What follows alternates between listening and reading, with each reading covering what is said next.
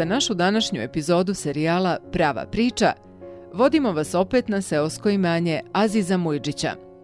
Ovdje u blizini Göteborga još od davnina svoje kuće za odmor ima švedska kraljevska porodica. Ovo mjesto jedinstvene ljepote Aziz dijeli sa svojim komšijama plave krvi već decenijama. Od svih naših zemljaka koje smo intervjuisali u Švedskoj, Aziz je najranije došao, davne 1973. godine. Ako je iko imao dovoljno vremena da upozna Šveđane, onda je to Aziz, koji je također bio svjedok raznih promjena u periodu dužem od 40 godina. U pauzi između sušenja ribe i odlaska na čeku da vidimo jelene, naš domaćin je pričao svoju životnu priču. Ima dosta stvari što su dobre kod nas, a ima i koje su loše, ali oni to, Švedi su taki, oni su ti malo lukavi, nisu ko mi, oni nisu toliko otvoreni, oni ne kažu, oni vide sve kako kod nas to.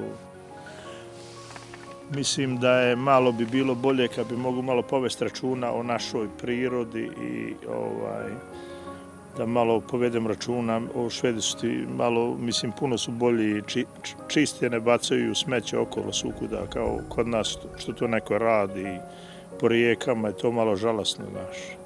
Ja sam tako navikao sa Švedima ovdje i dobro se slažem, sve u redu. Nemamo nekih problema. Malo smo učimo njihovu, ima neki stvari, njihove tradicije, učimo naše i jako smo, mislim, funkcioniše jako dobro, znaš. Ovo 43 godine kako sam ja ovdje, ta zaštita ljudi je ista, samo što su sada te Švedska je malo oslabila, znaš, ekonomski, sad je ta malo dotacije su slabije nego što je bilo prije, dažbine su pojačane. Kad smo došli, na primjer, mogu se da parkira škola, nisi platio parkering nigde po gradu. U Göteborgu danas to košta 20 kruna, to ti je nešto preko 2 euro, razumiješ, košta za sat vremena i tako te stvari.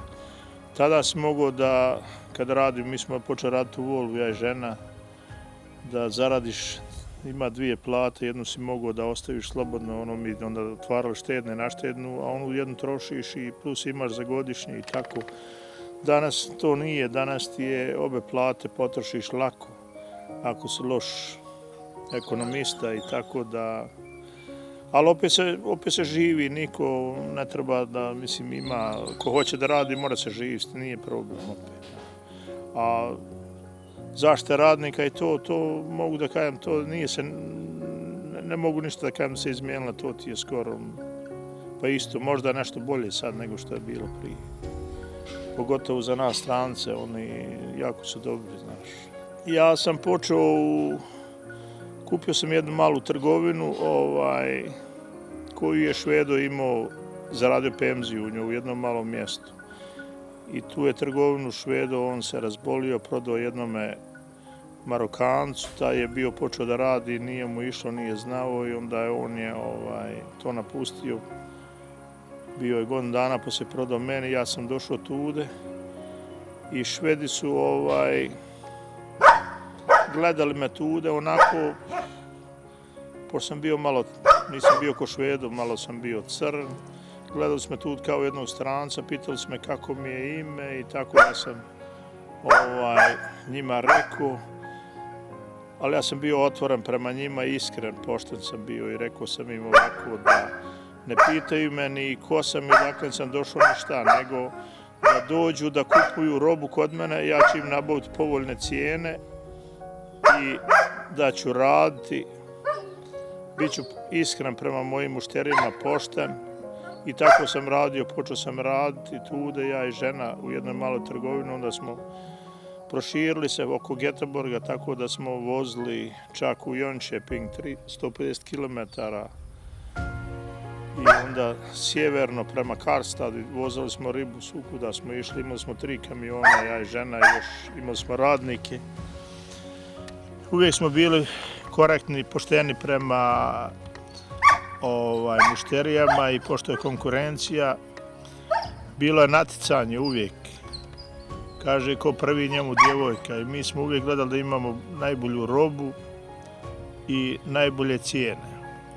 tako da smo poslije, počeo sam malo da sušim ribu i večeras isto sušim tu ribu i tako da dobio sam ja dosta ti ljudi koji kažu da nisu nikada bolju ribu probali nego što ja. Ja kažem da sam ja taj koji mogu da osušim ribu, ne bojim se nikoga, znaš, još se osjećam onako dobar i kuham dobro to mi kažemo ovdje kreftera, kod nas se kaže škampi dole, tako da to je njihova tradicija, u augustu mjesecu oni toga troše puno i sad smo imali puno toga posla. Ali ja se ne plašim ni danas nikoga za kuhanje, ja sam to navikao i dobar sam majstor za to. Što kaže, ono što znam, uvijek sam gledao da napravim kvalitet i radio sam i imam dosta prijatelja i poznati ljudi i gdje me god sretnu kaže hvala ti što sam ono napravio i dobro.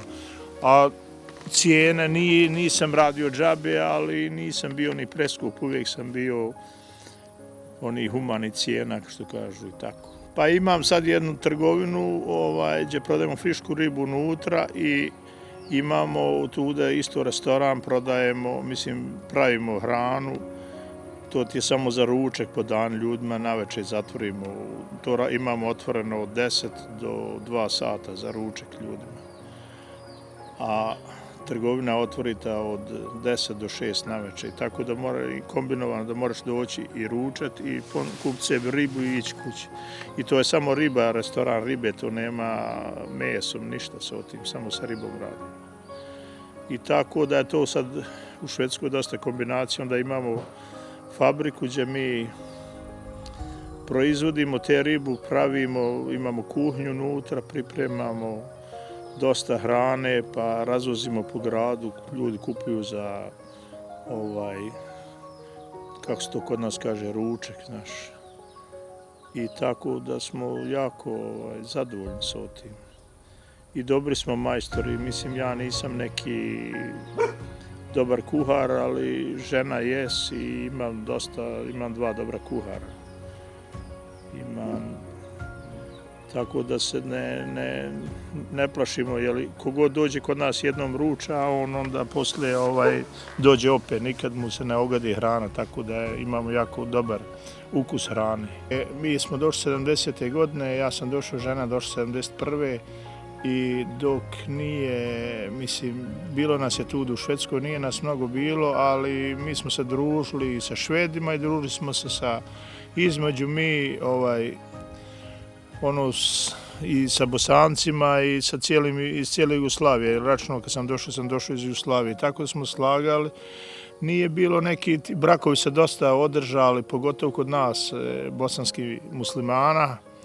Dosta su brakovi bili, ja nisam čuo ni jedan brak da je bio razbijen tada za vrijeme prije rata. Poslije rata kad je došlo, sad nas ima mnogo ovdje i sad ja toga mnogo i ne poznam. Sad su postali Facebooci, ima tamo vamo svašta i šta bi rekao sad kako to čuješ ovako da se naši rastalo, to je žalosno. A Švedi, on se brzo umore i u njih ako si imao u braku 20 godina, onda kaže to je već greška, oni to mijenjaju i računaju da je to dobro, ali šta ja znam, moje mišljenje da to nije dobro, nije ni za familiju, ni za djecu, pa sad kako ko ne bi se mnogo miješao u to. A što se tiče, Švedi su ti puno ne mogu da kažem da su pametniji od nas, znaš, mi imamo puno stvari koje smo mi dosta pametni, to samo su na jeziku su malo tiši od nas, znaš, mi smo ti malo, južnjaci kažemo, brzi malo na jeziku, morali bi malo da to bolje bilo da to smanjimo i onda što naši kažu ispeci i reci, mjeri 3 put pa sjeci, nije dobro pričati stvari koje čovjek nije siguran u to. Tako da treba to malo povesti računa i malo bi trebalo povesti za prirodu da čuvamo bolje, Švedi su puno bolji o tome. To toliko ja bi završio, pa idemo dalje da vidimo jelene sada.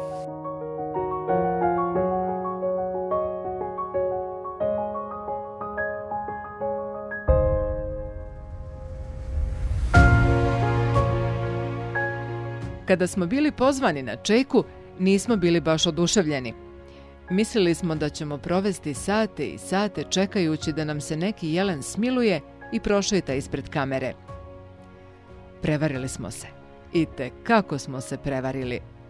Na jednom mjestu, u jednom kadru, imali smo desetine jelena koji su bezbrižno pasili u našoj blizini.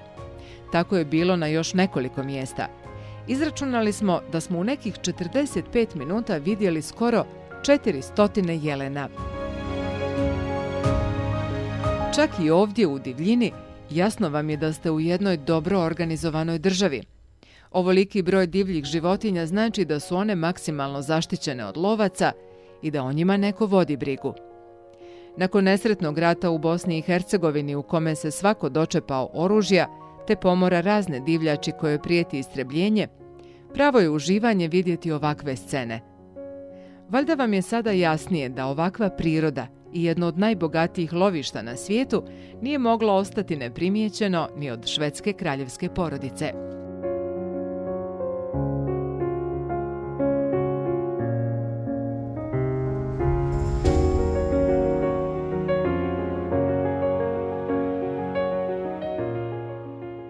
Dok smo se mi zabavili snimanjem prirodnih ljepota, riba je bila gotova. 4 sata sušenja dala su nam jelo izvanrednog okusa. Ovaj švedski losos, koji nije ni pečen, ni kuhan, ni sušen, bio je prosto savršen. Uvjerili smo se da je Aziz s razlogom hvalio ribu u Skandinaviji kao najbolju na svijetu.